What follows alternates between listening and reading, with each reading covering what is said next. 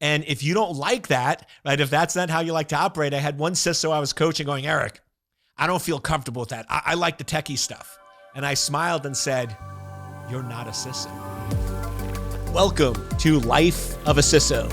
I'm Dr. Eric Cole, your host, and we'll be taking you on a journey each week on what it takes to be a CISO and what are solutions that you can implement today if you are currently a Chief Information Security Officer or if you want to be one in the future. This is Life of a CISO. Welcome to this week's episode of Life of a CISO. This is always one of my favorite parts of the week where I feel like I know you. I feel like we're spending time together, even though we're doing this virtually, right? When I come in the studio, I fire up all the equipment and we get to have a nice chat. And I just love the feedback that we're getting from the channel. So please keep the comments coming. If I can help you in any way, shape, or form, ecole@secure-anchor.com. Also, secure-anchor.com is our corporate website. I'm also getting a lot of people asking about my mission. If you're not familiar with me, I'm Eric Cole, and I am on a mission. And I am passionate about this mission, and that is to make cyberspace a safe place to live, work, and raise a family. And I'm building an army, so welcome to the cybersecurity army, right? We can together make cyberspace safe. We don't have to have all the breaches and issues and everything else that's out there. So just a side project I want to share with you is as more and more schools, and I have high school students and college students, are doing remote learning, there's a whole new set of exposures out there.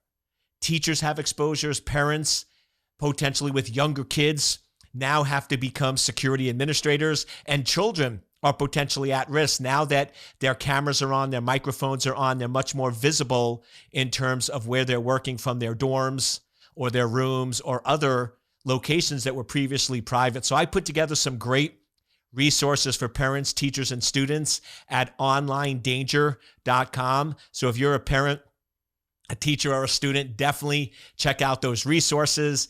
If you know anybody that could use those resources, these are totally free. There's no hidden gimmick. There's none of these. I know a lot of people out there where it's free, and then as soon as you sign up, it's like, but wait, for $19.95, right? That's not this. This is about a mission, a service. I believe the schools, the parents, the teachers need help. So I put those free resources out there. So please help me spread the word on making cyberspace safe, onlinedanger.com. I just want to start off this episode finishing up what we covered on the previous episode, which is risk. Everything you're doing from a cybersecurity professional CISO standpoint is all about managing and controlling risk. That's what cybersecurity is. Cybersecurity is understand, managing, and mitigating the risk of your critical data being disclosed, altered, or destroyed. That's what your job is. So if you're a Chief Information Security Officer and you're strategically responsible for cybersecurity, you're strategically responsible for understanding the risks to the organization, the likelihood of them occurring, the cost if they occur, and the cost to fix it. That's what your job is. That's what your roadmap needs to be. Now notice, because you're a chief position, you're in an executive position and you're a translator, as we talked about, between the techies and the executive team. When you present to the executive team, you need to speak their language.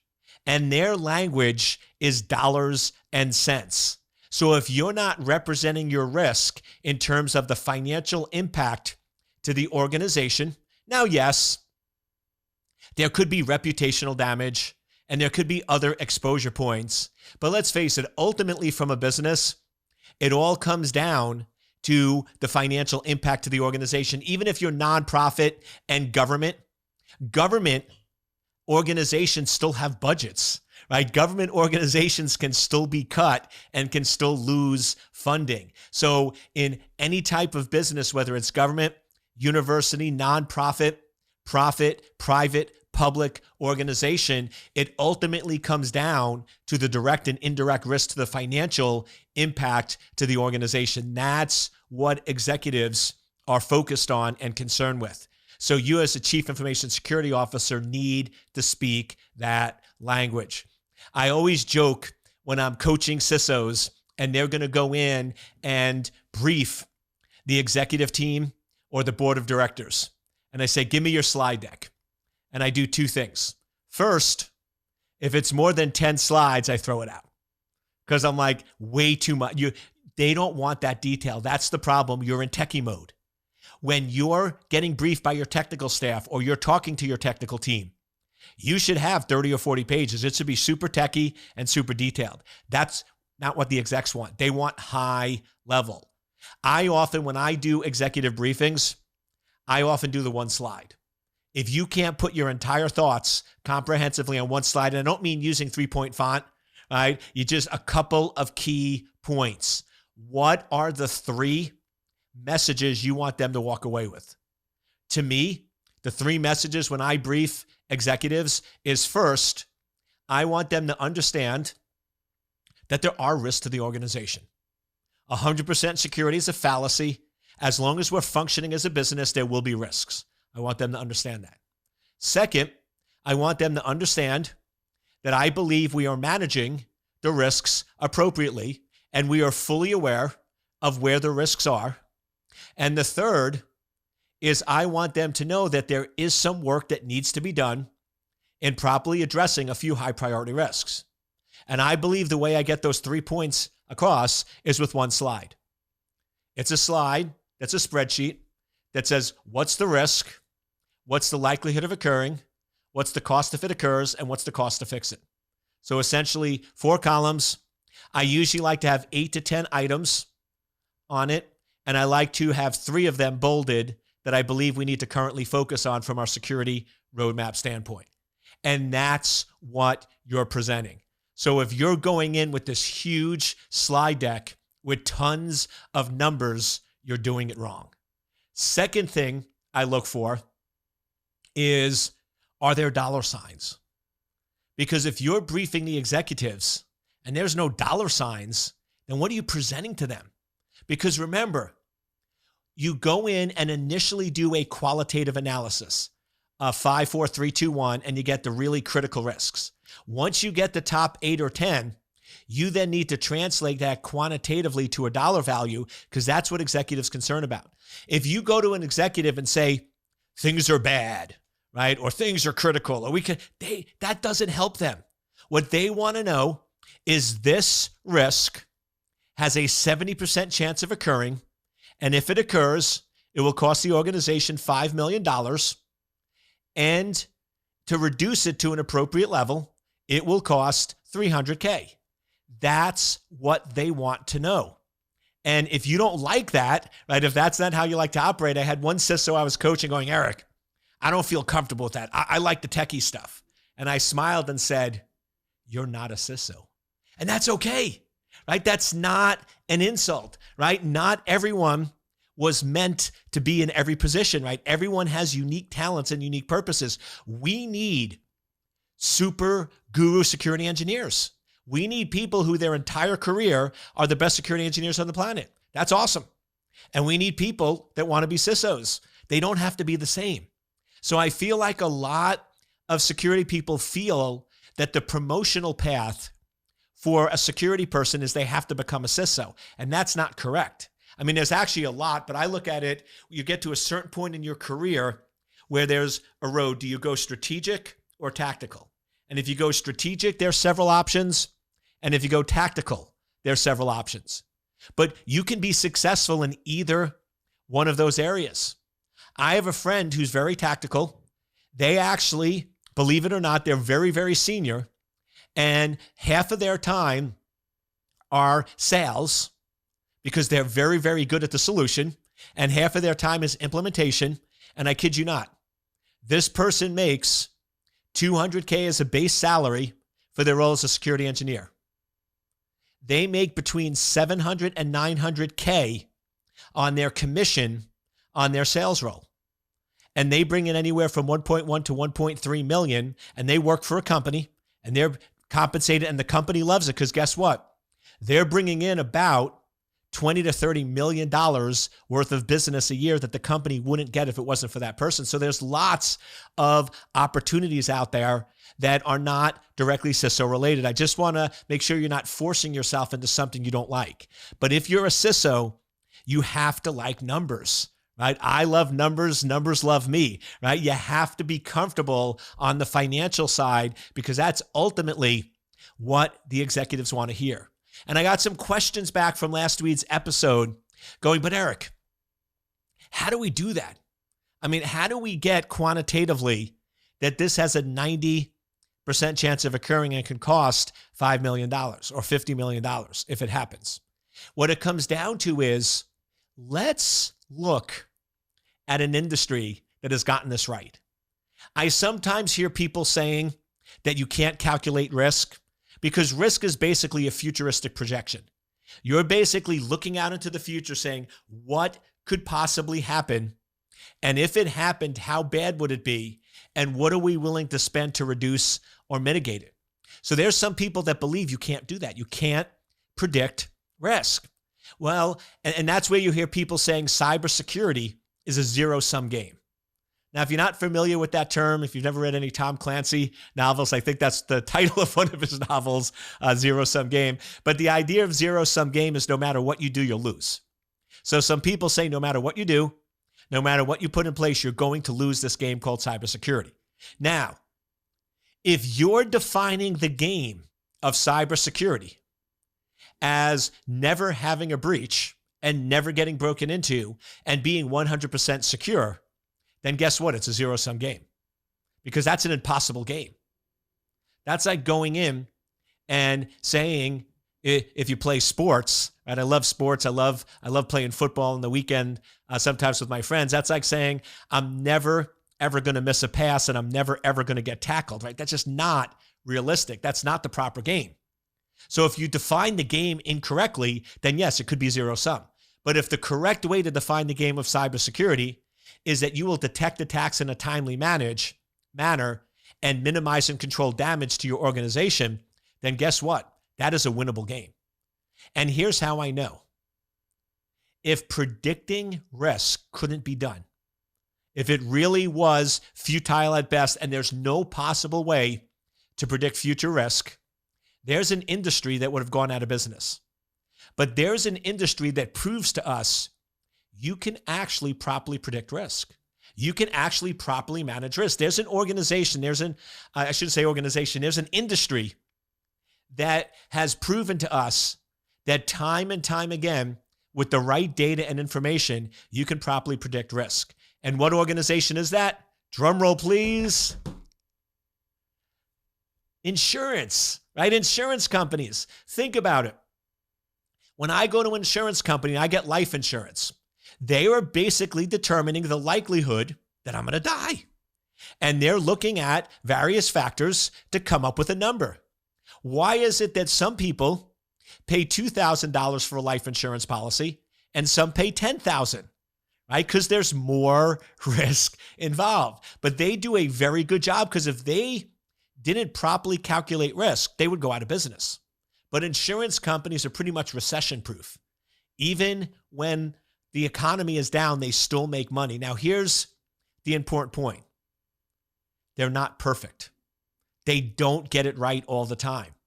Right? I have a good friend of mine, Nick, who's an insurance agent. And we go out periodically, and I went out with him the other day, and he was a little down. And he goes, I made a bad decision. He basically went in and gave a life insurance policy, a $10 million policy to an individual. He got $10,000 for that policy, and 4 days later, the person passed away. Now, yes, it's terrible. Right? I'm not taking away the fact that somebody passing away, right, is a huge, huge loss. But if you're looking at it from the insurance policy standpoint, right, that was a bad decision. Right? He basically took $10,000 and he has to pay $10 million. And I will tell you, if my friend Nick does that too many times, he will go out of business. So he doesn't get it right. But here's the thing. For every one of those, there's 50 that he gets right. So he's now bringing in 50 million and he has to pay out 10. right? So he's still doing fairly well. So the point is, it's not perfect, but if you model what insurance organizations do, you can win a lot more than you lose. So let's see why they get it right. And if you don't believe me, ask your insurance agent. This is how I learned. I recently, a couple of years ago, upped my life insurance policy, and my friend Nick came back and said, here's the premium. I said, Nick, how did you arrive at that number? And he showed up at my house with 2 folders. One folder had my medical history. He goes, okay, Eric, for the last 15 years, here's your medical history. Right? Here's all your blood work, any of the things you've done, all that information. And we utilize that information to come up with a number. Then we look at men in their early 50s who live in the East Coast United States, and we look at their overall health, and that comes up with a second number. And based on those 2 numbers, that's how they go in and determine what your overall risk is. So it turns out that insurance companies figured out the secret. And the secret is this: historical data and comparative data are the 2 best indicators of future activity. Now, notice the difference though. When I went and asked Nick how he came up with my premium, he had all the data. When I talked to a lot of security folks and I asked them, okay, how did you create this security roadmap? How did you figure out that this is where you need to spend money? And there's no folders. I hear things like, oh, come on, Eric, you know everybody needs a SIM solution. Or come on, this is what we did in our previous company and it worked out really well. Or the vendor told us this is the best solution. Or we used a third-party source that said this is the best method that's needed to protect an organization. Now, I'm not saying those things are necessarily bad, but they're not going to focus on your highest priority risk. Remember my golden rule, the Dr. Cole golden rule in cybersecurity is before you spend an hour of your time or $1 of your budget, you want to always ask yourself 3 questions. What is the risk? Is this the highest priority risk? And is your solution the most cost-effective way of reducing it? If you are passionate about that, making sure you're always saying, what is the risk? Confirming that you're focusing on the highest priority and that your solution is most cost-effective. But once again, learn from insurance companies. Look at the historical data for your company. Go back over the last 5 or 6 years and look at what are the things that have happened to your company and what are the biggest exposures. Then go in and look at comparative companies. So if you're a hospital, look at other hospitals your size. If you're a utility company, look at other utility companies your size. Now, I know some folks say, but Eric, they're competitors. They're not going to tell me. Here's the interesting thing. Companies that are similar to you are competitors when it comes to business, but are allies when it comes to cybersecurity. Because guess what? If a hospital is going to get compromised and you can tell all the other hospitals about a new attack or a new breach, that's invaluable to them. And in return, they'll tell you. So what I found is in any industry, the similar companies that at a business level are competitors, those CISOs talk on a regular basis. Now, the rule is this. It's got to be 2-way, right? I had a CISO at a fairly large hospital in New York, and he says, Eric, I reached out to all of the other CISOs in New York hospitals, and we met a few times, but then we stopped meeting. And I said, well, what happened? And essentially what happened is he would show up at the meeting, and he would listen to what they're saying, and he would get all the information. And he would smile and leave, and he never shared anything back. So guess what? Those hospitals kept meeting. They just didn't invite him because he wasn't providing value, right? So you have to be willing to share what you're seeing at your organization. And of course, you're under NDA and protective orders and everything else. But the point is, it's got to be a 2-way. If you're willing to share with your competitors the attack vectors you're seeing, guess what? They'll be willing to share with you the attack vectors they're seeing. So trust me, I participate, I mediate, I moderate a lot of these sessions. And these companies behind closed doors when the CISOs meet are allies because they're all in the same boat. If attackers are going after manufacturing, you're all in this together. You might as well learn and help each other out. So remember, when you're going in and you're calculating that risk, you want to go in and make sure you're looking at historical data and comparative data. And remember, you're not going to get it right every time, but as long as you get it right more than you get it wrong, you're in really good shape. Now, one of the things I want to talk about on this episode is something a little softer, but I find to be very, very important. And that's, what are the traits of a really good CISO?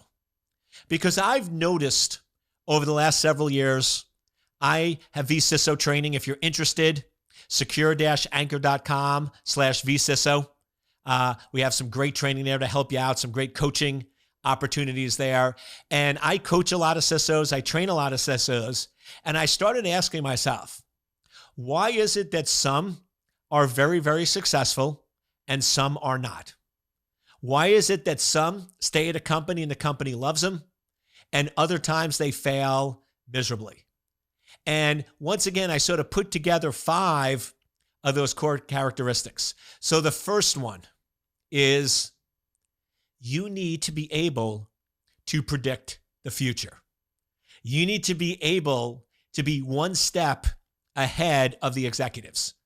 So for example, if your organization right now is mainly on-premise servers, you're running your own data centers, you're mainly on-premise, and you're managing them yourself, you should predict that at some point your company is going to move to the cloud.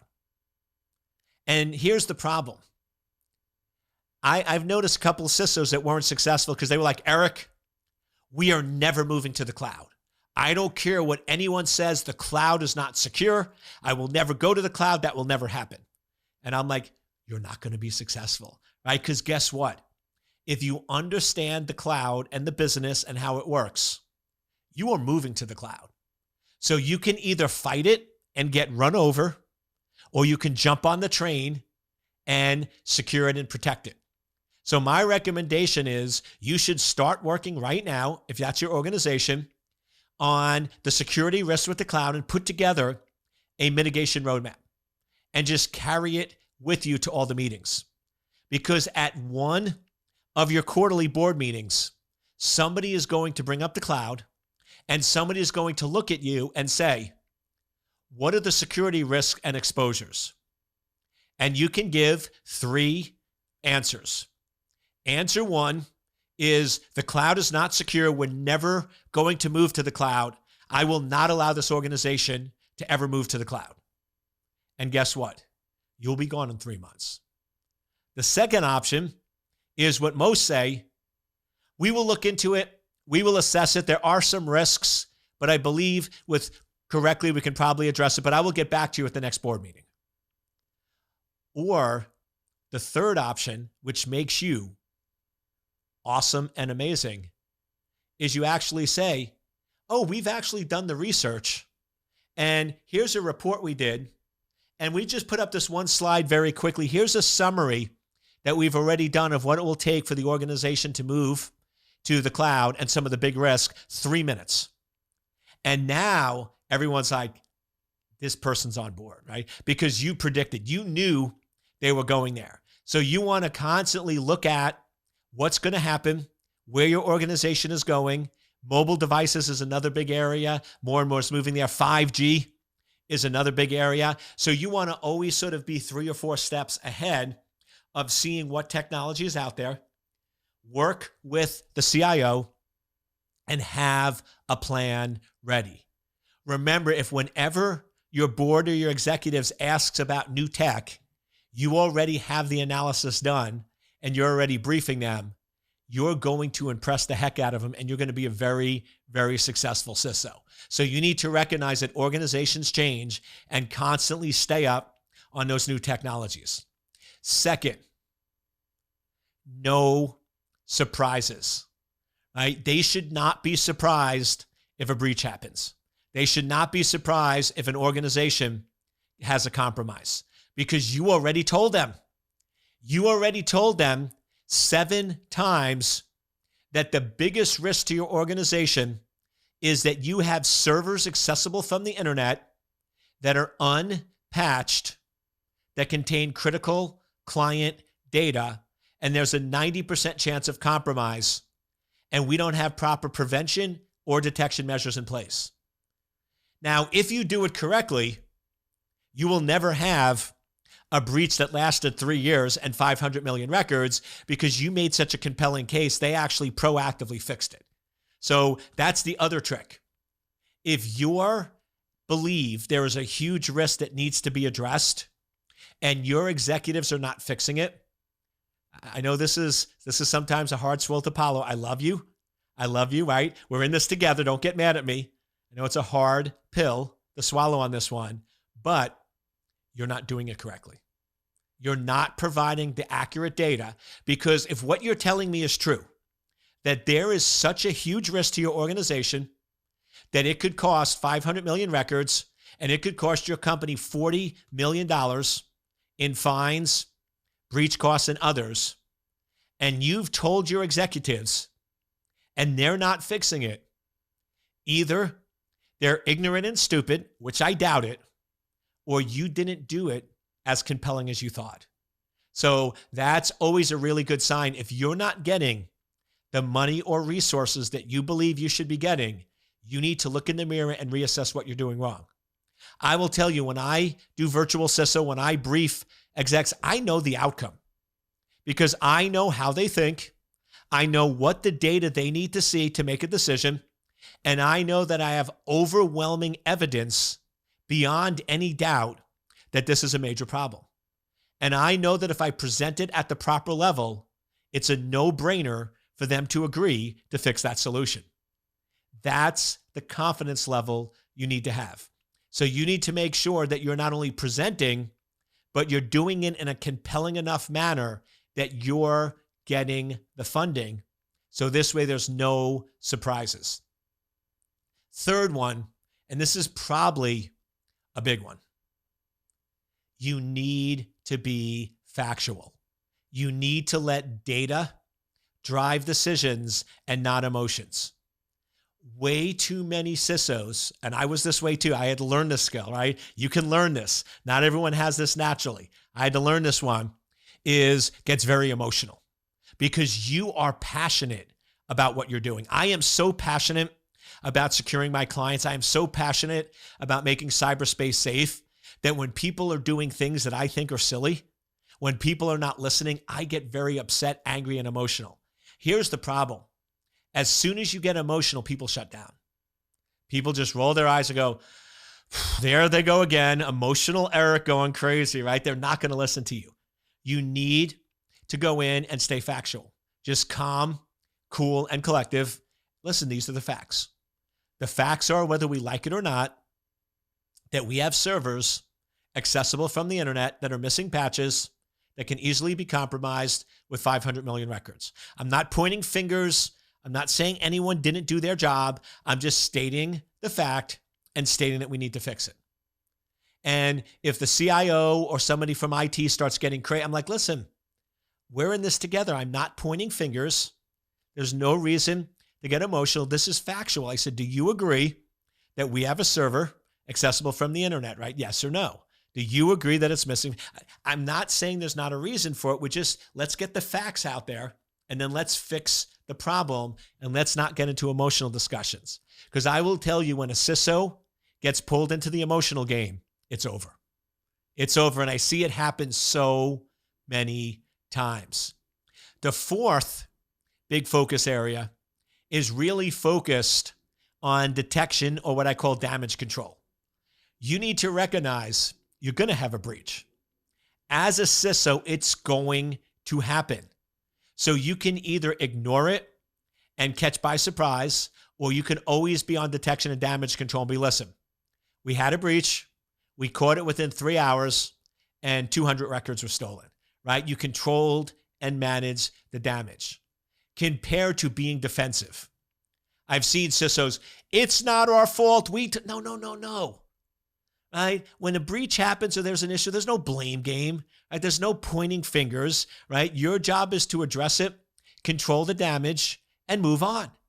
Right? It goes back to that don't get emotional, which is the number 5 one, is you got to be able to stay calm when all around you is losing theirs. When everyone else is going crazy and going nuts, you just need to stay calm, cool, and collective.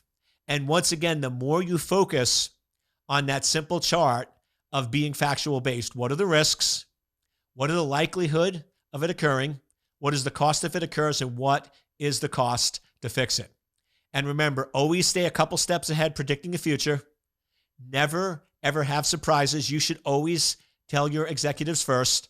Stick to the facts, control the damage, and never, ever get emotional. If I could leave you with one final piece of advice, let data drive decisions and not emotions. This is Eric Cole, and I hope you enjoyed this episode of Life of a CISO. You can find out more by following me on social media, DRERICCOLE, secure-anchor.com if you're interested in any of our assessment or roadmap services. And if you're a parent, teacher, or concerned about security for your family, go to onlinedanger.com.